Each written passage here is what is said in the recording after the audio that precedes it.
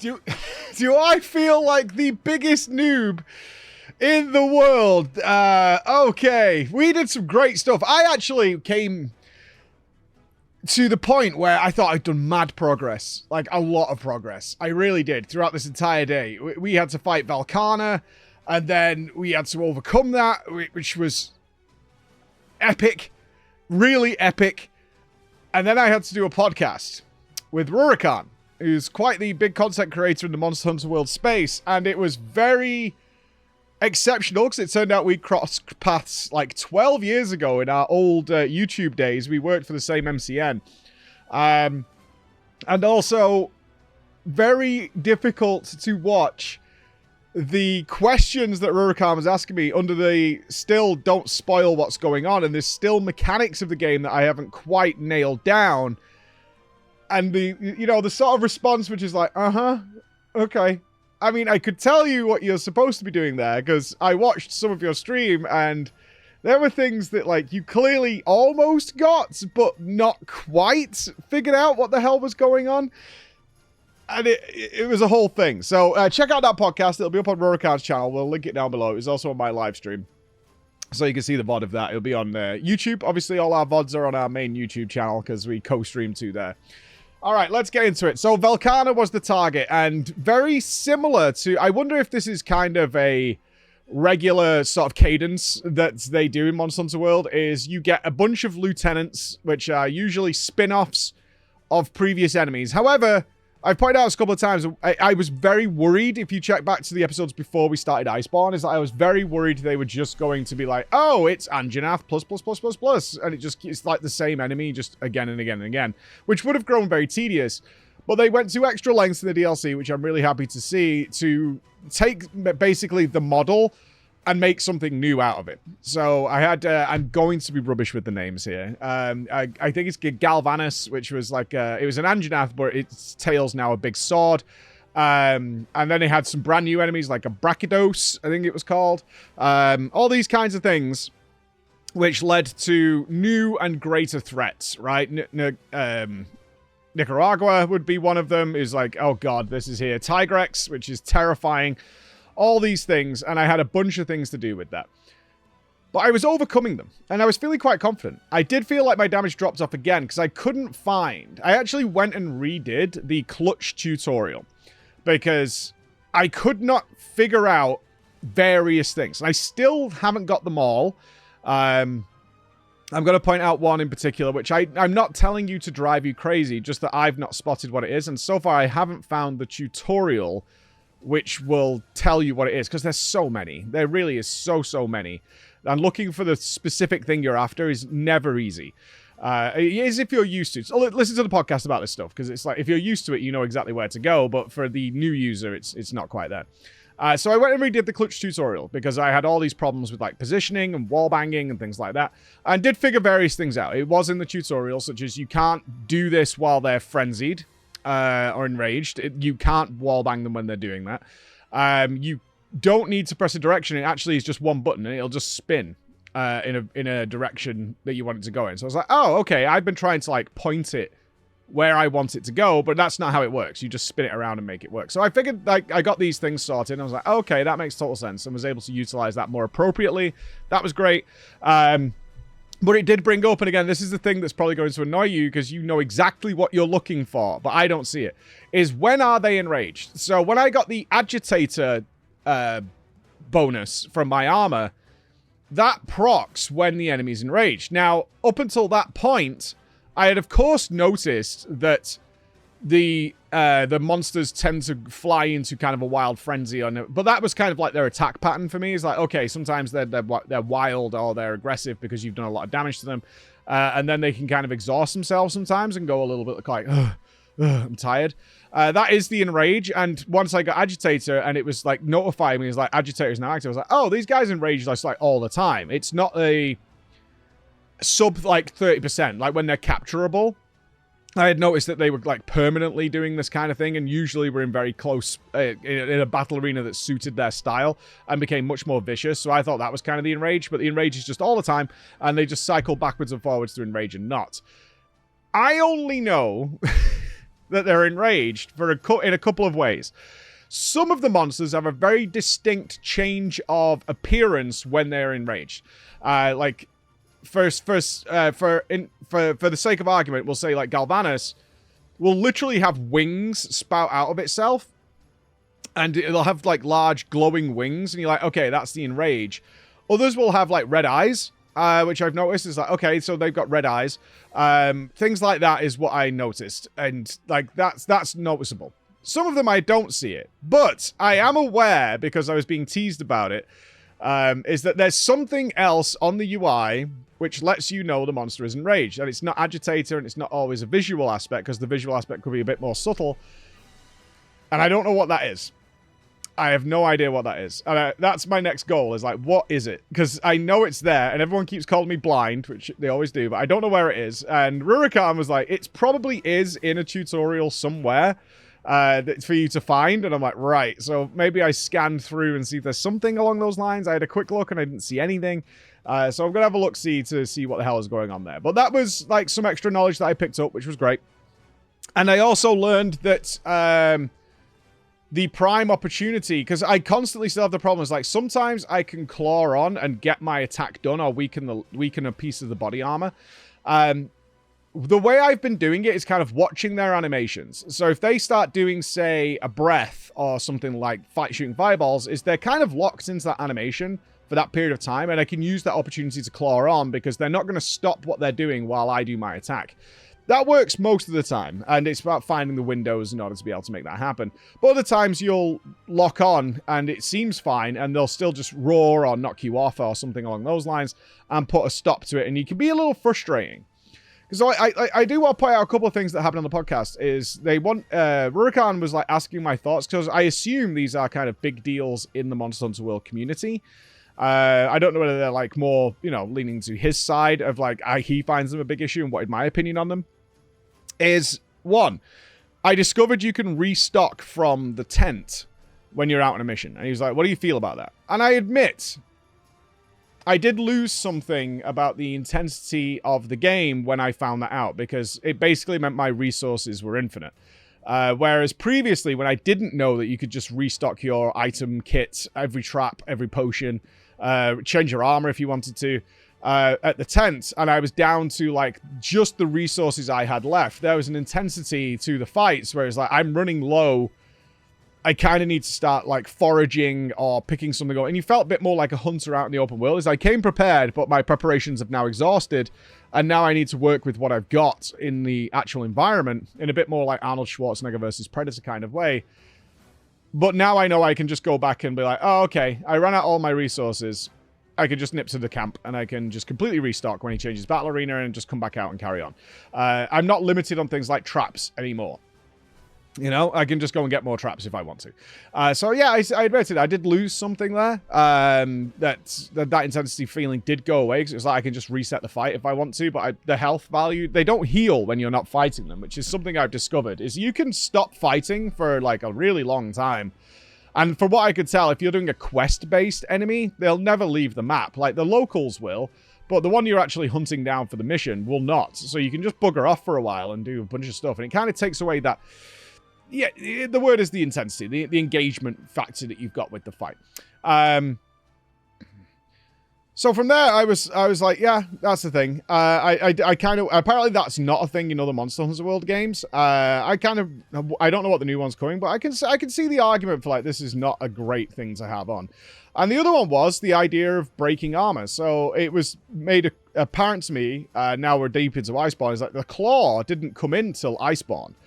And along with that came the idea of softening parts of the enemy. That was like a new mechanic. I was like, all right. He's like, what do you think about it? I was like,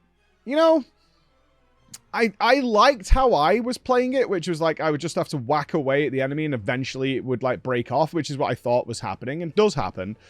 But there is now a feeling from a technical standpoint that if you don't soften a part of the boss before you're whacking away at it, that you just feel like you're just missing out on damage.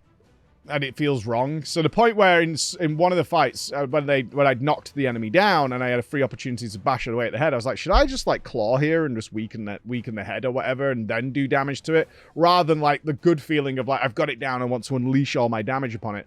Is like, actually, technically, for efficiency's sake, maybe it's better that I actually claw here and soften that part before I go forward. So I do see the argument there, because it feels just like, I am doing damage, but like, I should be doing this first, like this little precursor, like I compared it to like painting a wall. Priming the space, if you've painted a wall, you generally want to like clean it up and maybe even prime it first before you put the color on, which is, in a video game, you kind of want to put the color on and get the, the finished product out of it. It kind of feels a bit like that sometimes, but not in a big negative way. I don't want this to be like a downer. It's just like my thoughts on some of the things that might be part of the Monster Hunter World community, which I could see the argument for, and I do understand what's going on. Let's go into the day then. So Velkhana was my target. I killed all the lieutenants, and then it was like, I got terrified here, and kind of rightfully so, is that it was a story mission that made it apparent we were not going to kill Velkhana. They were, as soon as they mentioned barricade, I was like, Jesus Christ, if I see ballistas and cannons, I'm going to lose my mind, because obviously I'm basing this on what happened with Zora Madrigos. And I'm like, oh my God, please don't do this again, because for whatever reason, you're awful at doing these like story-based encounters. Well, that's what it was. That is exactly what it was. I loaded in, I saw cannons and ballistas. I was like, oh no. But they took a twist on it, because I think they heard the feedback. It's like, we just want to fight the monster. That's the meat and vegetables of this game. It's fun and maybe some gimmicks going on, but I don't want to be like sat at a cannon for ages. That's not fun. It's not what the game is built around. And so decided instead that you would just go out and fight it. You would be like the distraction, the bait almost, to keep Velkhana from attacking the barricade while they set up the Dragon Blaster Terminator thing that they were going to use to slow Velkhana down. I actually failed this a couple of times. This wasn't easy. I could tell very quickly this was like moving on to the next difficulty level of the game. Yeah, this was not easy at all. It was... The issue I had, I think, probably stems from my weapon. I'm not going to deny my weapon is not the fastest all the time. And it became very apparent very early that a single attack was okay. Anything more than that, and Velkhana's response animations are faster than a second animation. And you can even like temporarily stun Velkhana, and Velkhana will attack back before you can capitalize on it. Like, Velkhana is extremely quick. So it was like one hit move. I had to get very technical with how I challenged this fight. Not as technical as the next fight, but like pretty technical. It also had something going on, which was to net Velkhana down, giving you these massive windows of DPS to help you out. It's a story-based mission. They want you to pass it. I get that. So apparently I got this entirely wrong, but the logic of how I arrived at what I was doing makes total sense, right? You know, when you get those situations happen where it's like everything that's presented to me looks like it makes sense, but it's not actually how it's going, because they say there's a net that you can use. And as that announcement came out, there was a quest marker, the little green dot, on a guy in the tower. So I was like, oh, they want me to go up the tower and shoot the net down onto it, which is what we would do during Zora Madrigos. You can see there's a logic here that makes sense as to what I seemed to think was going on. And so I like sprinted over and then saw that like there's a ladder. I was like, oh, there's a ladder. So we got to climb the ladder. But it won't let you get near the ladder. And then suddenly the game announced, oh, we've netted Velkhana. Attack now. But I was like quite far away at this point. I'm like, oh, okay. So maybe I run back there. So I ran back and started doing damage. I was like, oh, it must be on a timer, which it also is with Zora Madrigos. Like, if you don't do the exact thing it's telling you to do, you'll still get all the prompts that this is carrying on, and it's just time-based. So I was like, oh, it's just on a timer base, because that fits what I've done previously in the game. There's a logic to it. But I did fail that try and came back. I didn't come prepared whatsoever. I had like no potions or anything. I was like, oh crap, because I thought it was going to be like a story Zora Madrigos mission. Came back and gave it another try, and it happened again. Obviously, it's like, we're ready to net. Use the net. And I'm like, okay. I'm just going to wait this out then, because it's on a timer, because I didn't actually do anything last time. But then nothing happened. I was like, oh, maybe I have to like run over to the area to like call it down. Maybe that's what's happening. So I ran over to the area again. Lo and behold, it got netted again. I'm like, oh, so I have to like run near it and then it'll activate or whatever. But apparently that is completely wrong. That's not what's happening. I don't know whether I'm supposed to bait it to a certain position or whatever. Something along those lines. I don't know. But then the next part kicked in to overcome it. Oh my god. It was carry the egg mission. Carry the thing. Where I guess they wanted to utilize this mechanic again. And everything about it is so wildly illogical that it's infuriating. Because while you're doing it, you're like, why would you do this? So what they've done is they've got this big dragon harpoon thing. But it needs fuel. And the fuel is really far away from it. And this is a time-sensitive mission. I'm like, why the hell would the fuel... And also, why am I carrying the fuel? You've sent me out there alone to fight Velkhana. There's 100 of you back here. Yet when it comes time to use this, I'm the one who has to, like, leave Velkhana, go back inside the fortress, go and pick up the fuel from miles away, and then lug it over instead of you guys being like, we're just fueling it up. Why wouldn't you have the fuel nearby? This isn't... Everything about this makes no sense. It's so idiotic. And then what made it worse is I put one of the fuel in while I was like, I can't... This is annoying me. I go down to get the second part of fuel. As the barricade then lowers, and now they're doing the full carriage mission, where Velkhana is just running around, shooting frost breaths from the other side of the room, which knocks down your carriage. I was like, I cannot believe this is happening. So now I'm like dancing around, trying to find a way to strafe through so that Velkhana won't hit me. And I'm like, maybe I can get Velkhana down here and then carry it up. And I was like, I can't believe this is the mission.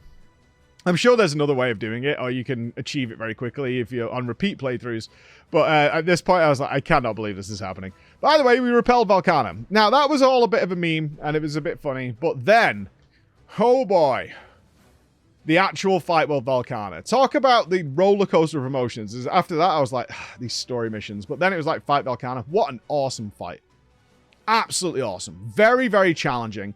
Could not get it to flinch under any circumstances, so really had to pick opportunities to try and weaken her up. And fought her across the entire... They gave very specific battle arenas where you didn't get too much favor that I could see into your side. Like, it didn't bias you too much. But what a tremendous fight. Absolutely loved this so much. Like, felt so... And you can't trap her either, so there's no, like, trapping her and finishing the fight a little bit early and getting more resources. It was, you have to fight her to the death. Loved this. This was the best fight I did all day and have done probably throughout most of the game. Like, absolutely adored this. Even with the new knowledge that I've acquired, which isn't all of it, but a good amount. This fight was phenomenal. It was technical. She was fast. I had to really pick my moments. I had to very, very heavily learn what patterns were doing what and make judgment calls very quickly, like standing in the gaps of her AoE if you were beneath her, like having to learn that. It was one of those fights that at the first pull was chaos. Like, she was just knocking me around, and then you got slightly better, then you recognized what was going on, and then you saw the windows of attack.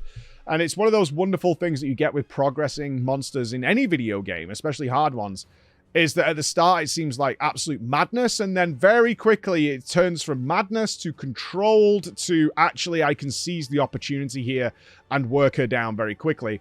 And that's what happened here. I got the full progress experience, which is what I crave. We had this discussion actually regarding there are certain weapons, or choosing the right weapon for the right job makes the fights much more efficient and faster. And I was like, I kind of don't want that in a way, because I'm less interested in an easier encounter than overcoming a challenge. I know that sounds a bit odd to some people, but that's how I like it. I take the rough with the smooth. Like, sometimes my weapon works exceptionally well, and then sometimes it doesn't. So we defeated Velkhana, and I was like, I don't think that's the last boss, but the whole game has been leading to this, and it said Velkhana was the Iceborne. I was like, so what's going to happen now? And then, lo and behold, right on cue, what do they call it? Something stirs. I think they call it the Old Worm.